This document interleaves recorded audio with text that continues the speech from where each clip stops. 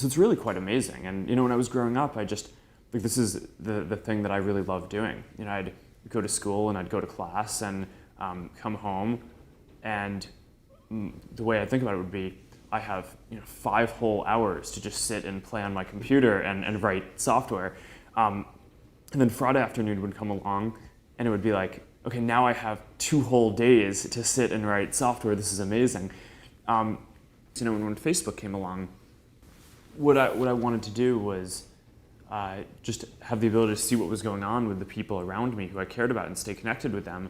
But it's impossible to build an application that lets you do that unless other people are also using the application. So that was kind of among the first set of things that I built that were really specifically for other people to use as well.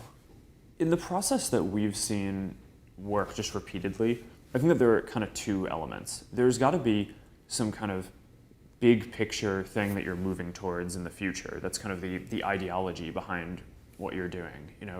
We think that social networks should be platforms.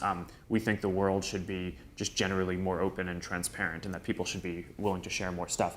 But those things aren't products by themselves, right? So then there actually has to be a very tactical use case that drives what people, your users, are going to be doing on a day-to-day basis. And unless you have that use case yourself, you probably don't have enough empathy for what people who have that use case are feeling and want an application that's going to do, that the world is on this trajectory to become more open. I kind of have this picture of during the 1960s or 70s, people in college must have spent a lot of time sitting around talking about civil rights and big social issues that were going on at the time. And I spent a lot of time talking to my friends who studied computer science and math and psychology and the things that I studied. And the things that we talked about were how the internet was just changing society so profoundly because now there was so much more information available. Going back to the time when the first browsers were available, it seemed like almost every year the amount of information that was available was increasing exponentially. And that you can kind of plot out a trajectory for this to continue happening into the future with technology that's imminently on the horizon. Inevitably, almost everyone is going to have a mobile phone. You could say that's already almost true, but they're going to keep on getting better and better.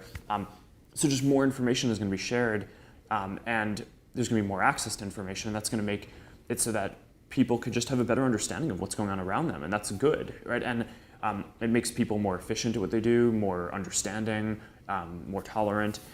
And in talking to my friends, it just seemed like this was it for this generation. This was probably the most transformative thing that was going to happen.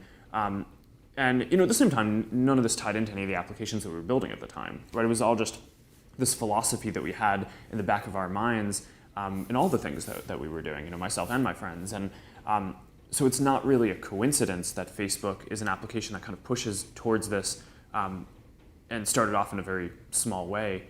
And we weren't thinking at the time that we would be one of the companies that's kind of helping to push this forward. We've always had this philosophy that things need to be fast and lightweight. That I just think is table stakes. But then on top of that, what we've found is that things that are very human also do better, right? So just seeing someone's face makes a very big difference in how a product feels and thus how it performs. Our brains are made up of all there's different parts that process different things, and we have parts that process math and are just kind of more, analytical. But there are whole parts of the brain that are meaningful, that are just for processing people's faces and understanding, just really small gestures, in terms of how people are shaping their eyes or different emotions that they're conveying. And faces are very powerful to humans. So that's just one example of something that we've both realized empirically through seeing how people use the products and how things perform, but also that kind of ties into our overall thinking and philosophy on how we would want to design something.